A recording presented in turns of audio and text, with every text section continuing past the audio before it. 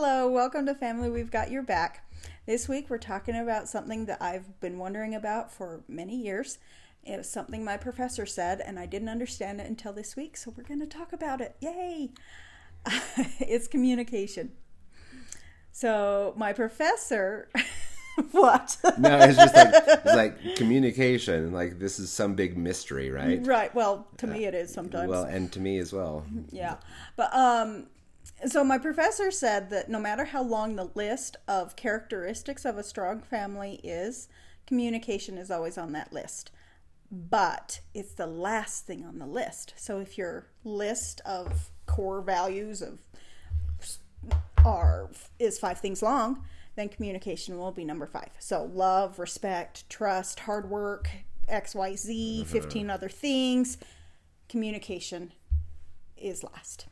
And I was like, why? Yeah, I don't understand. And when Michelle told me this, I was confused as well because like communication is important, but it's not as important as love. It's not as important as right. And you would think, things. okay, well, yeah, I get that, Yeah. but why is it always on the list, no matter how long or short the list is? Right. And I finally understood. It's because communication is a byproduct of these other qualities, these other positive qualities. Yeah. And that's why strong families always have good communication in common, is because the way they treat each other comes out in the way they communicate. Or is the way they communicate is a reflection of how they treat each other. That's what it is. Yeah. So your core values are love, respect, hard work, trust, giving each other the benefit of the doubt, managing your expectations, things like that, right? So the things that we've been talking about for 4 months or so, all those qualities that a strong family has, communication would be last on that list because it's a result of your respect and love and hard work and your consideration for each other.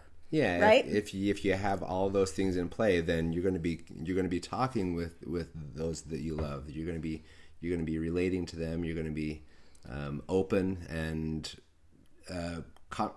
not confrontational, but you're gonna talk about those things that are impacting your life. And you're going to have, when you do have disagreements, you're going to, if you love and respect each other, you treat each other with love and respect in your disagreements. Yeah, I think we afterward. Yeah, I think we've all been on the side where we communicated something that was not kind or considerate. Yes, and it's or offensive in some way. Yeah, right. And so then you're like, oh, I messed up. And you come to each other in love and respect and you communicate that. Yeah. So the definition that we have for communication is like conveying something to somebody else, whether it's an idea, whether it's an emotion, or... Let me talk briefly about body language, too. Yes, yes. And so another statistic that I learned about... Oh, sorry, did I cut you off? No. Okay. Communication. I struggle. Anyway, one of the statistics that I learned was 10% of what you communicate is report. So the actual words that you were using. 90% is rapport, or how you say it. So it matters how you say something more. 90% more than what you're actually saying. Right. So if I say, Trent, please take out the garbage.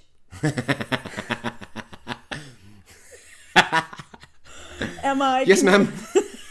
Right? Am I communicating love and respect? No. But I said please. Yeah. You said please. Good job. I was polite.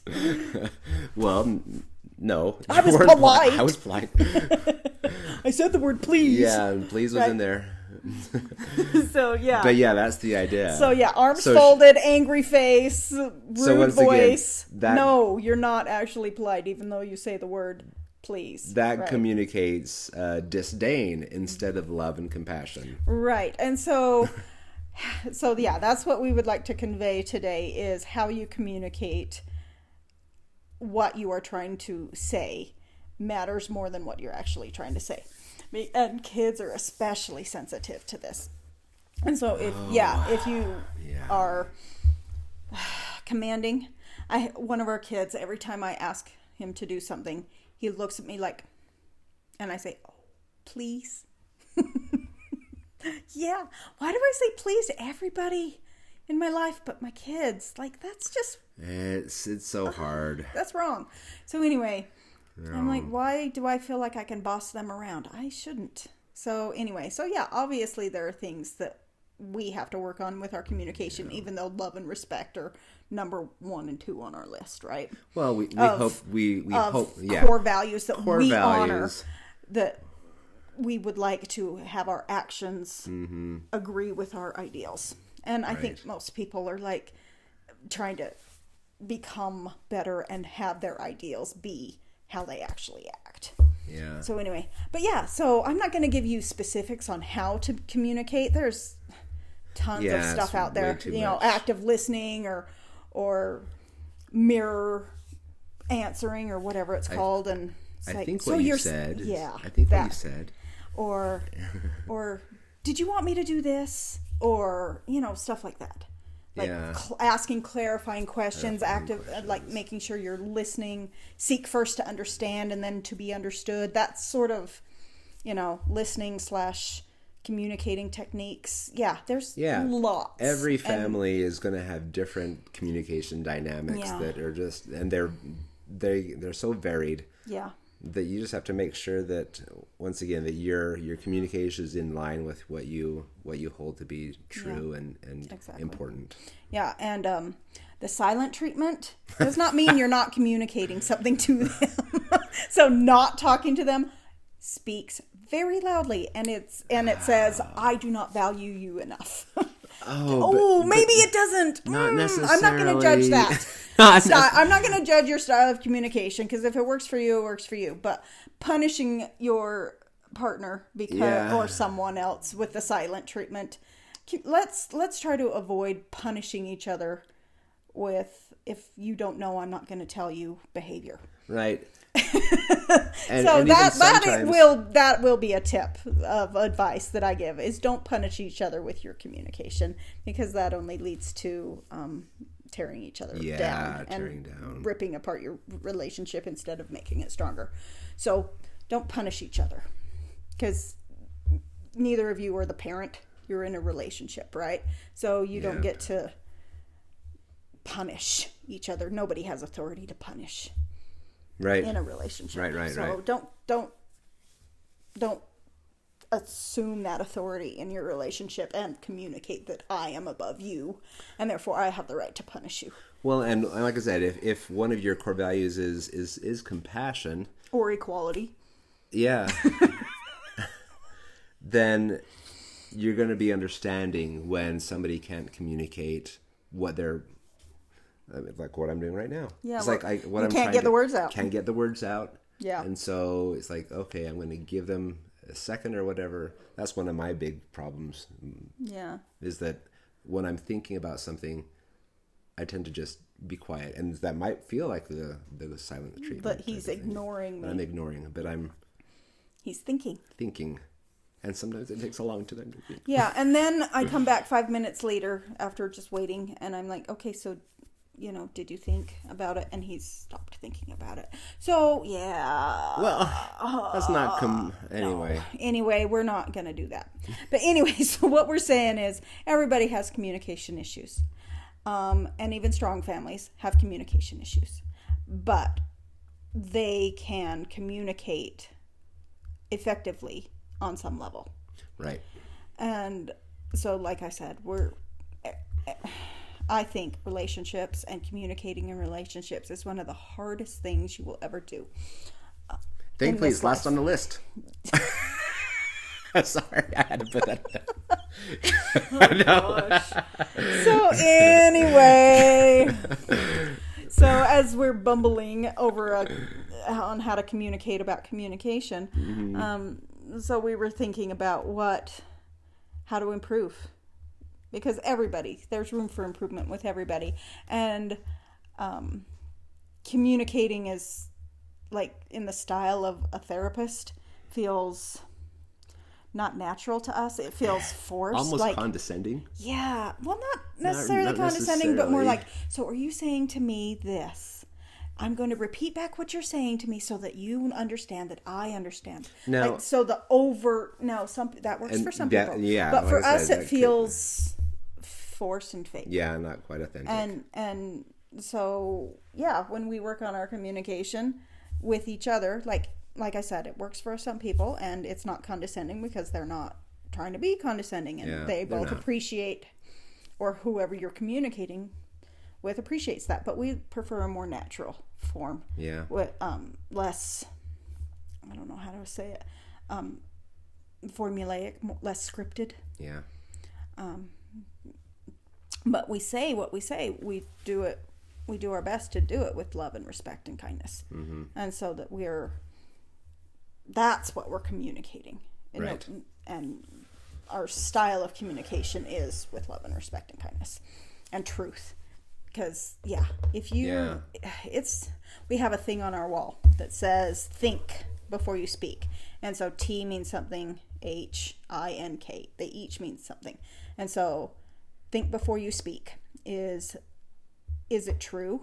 Yep. Is it helpful? Is it something? Is it necessary? Is it kind? Right. What's the I mean?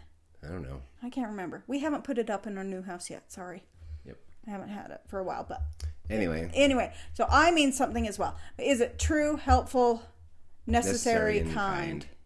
Is it informative? Is it don't worry about it, dear. tense? Oh, I can't remember. Not that. No. So anyway, so think before you speak. True, helpful, kind, necessary, or necessary, kind, and make up your own I, because I think that's what I did, and that's why I can't remember. But make up your own I. So, and so, if you can communicate with those ideas in mind, then it will be better. You will be a better communicator than if you just blurt out whatever. Yeah, impulsive and... Yeah, and it often comes out rude, and it often comes out not as you meant it. Mm-hmm. That's my problem is I meant it different. That went differently in my head. Right. Right, so I do think about it, and it goes differently in my head. It doesn't come out the way that I meant it, or yeah, because we're passionate people, and it's it's hard to put things out exactly like movies put it out, right? Well, yeah, and communicating typically means there's an audience to communicate to, whether it's an audience of 1 or 100. So that part of the way it's received has a lot to do with the audience. And so, yeah, that went differently in my head because the audience reacted differently in my head, right? Yeah. Or they understood what I meant. I have a bad habit of saying, does that make sense? Does that make sense? Because I want to understood. Know that they understand what I'm trying to say, and that the positive feeling that I'm trying to convey is conveyed. And it's not a good question to ask. No. We came up with a better one. A better question to ask is, what did you say? I said, what was it? It was. See, we both forgotten. But it was something on the lines that. What do you think about that? What do you think about that? That's it. Instead of, does that make sense? What do you think about that? So that's for less. It's almost formulaic in a way, but it's more. It's more of a natural question. What do you think about that? If I ask my students, does that make sense? Then they're always going to say yes. Yes, but what do you think about that? It requires a response. It requires them to say something. Mm-hmm. So anyway. So the activity. See, our kids are thinking something's funny. Anyway, sorry. So the activity this week is to have an evaluation on your communication conversation. So with somebody that you want to improve your communication with, that you care about in your life, have a conversation. Say, do I communicate satisfactorily. Yeah. You don't have to Is say there those some way I words. could improve my communication? Right? Or is there something that I say and do that is misconstrued? Or if you feel that they are not so great at communicating, then just approach that with sensitivity. But don't start the conversation with, we need to communicate better because you are a bad communicator. Right. That is not what we're asking you to do. Because if you are not having a meeting of the minds and emotions and hearts, then it's a two-way thing. Because it takes two to communicate. It takes a sender and a receiver. And so if there's a disconnect in that communication, then it's a two-party issue. And you need to, and if you want to communicate well, then you need to come up with a way that works for you. Excuse me. Yeah, it's been a long day. Then you need to come up with a way to communicate that works for both of you. And it's not the same for everybody. And there's no formula. There's tips and topics and ideas, but it's not formulaic. So anyway, everybody's different. But yeah, as long as you have those other core values that are positive, your communication is going to go better. So anyway, so the assignment is, have that conversation with somebody in order to improve your conversation. And don't get offended. Right. Because choose not to be offended, because they're going to point out your weaknesses. And so that's the point of the conversation, is to find out where you are weak. In this conversation, also make sure you compliment them on what they do well. Yeah. So that like a compliment sandwich, compliment, fix, compliment. Well, maybe see, we gave you another tip. Anyway, if that works for you, but make sure that this conversation is positive, and that you're not getting angry at each other, because you are both working toward communicating better. And if you go into it thinking, well, they're just going to rip on me, then I'm not going to have this conversation with them, then it's not going to do you any good. Right? Yeah. So go into it looking for ways to improve, and then you will be less offended. So just choose not to get offended during this conversation. So good luck. And like we said, we're not perfect. So we're going to do this as well. But enjoy this opportunity, because it can be a really strengthening situation for you that can help you become much stronger than you were before, and set you up for a really for success in the future. So anyway, family, we've got your back at gmail.com, and please subscribe if you're interested, because we'd love to reach more people. The algorithms on all these programs, you're laughing at me because you used the word algorithm. I did. It's a math term. Michelle and math. And so the algorithms on these programs find the most subscribed to and say, oh, this is popular. We'll put this as a suggestion for other people. And so that's how you reach more people, is to have subscribers. So if you wouldn't mind helping us out and helping us reach more people, so that we can all have strong families and relationships and not be so hurt by the closest people to us, we'd really appreciate it. So thanks. Reach out and let us know what you think. Okay, bye-bye. Bye.